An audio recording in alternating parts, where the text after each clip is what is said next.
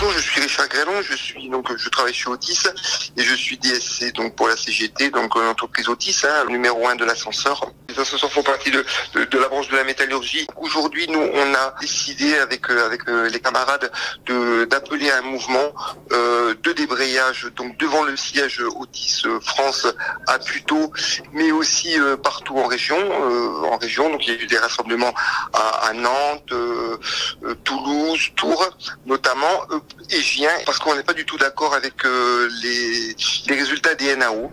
Voilà, les NAO, nous on demandait, comme beaucoup de boîtes de la métallurgie d'ailleurs, on demandait un minimum, un talon de 200 €, parce que comme on a dit, comme on l'a écrit nous, sur notre banderole, ils nous le doivent bien parce que c'est le fruit de notre travail. Donc bien évidemment, l'entreprise, les NAO, ça a été une mascarade. L'entreprise a fait semblant de nous écouter en nous disant oui, on vous comprend, mais au résultat on a eu 1,2% au mérite pour les salariés. Donc les salariés sont extrêmement remontés, ils ne comprennent pas la position de l'employeur et ils étaient en demande d'une action aujourd'hui. Pour la survie de l'entreprise, on est inquiet pour notre avenir parce qu'il y a le double phénomène, il y a le phénomène que les gens ils fuient l'entreprise parce que c'est plus payé. Je veux dire, on a un métier difficile, on a un métier spécifique et on a un métier qui n'est plus reconnu.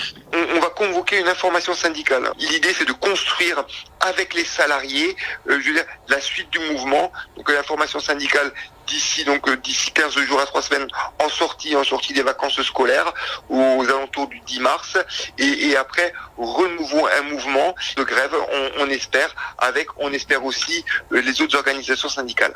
En tous les cas, nous, on lâche pas l'affaire, on n'a pas l'intention de lâcher l'affaire.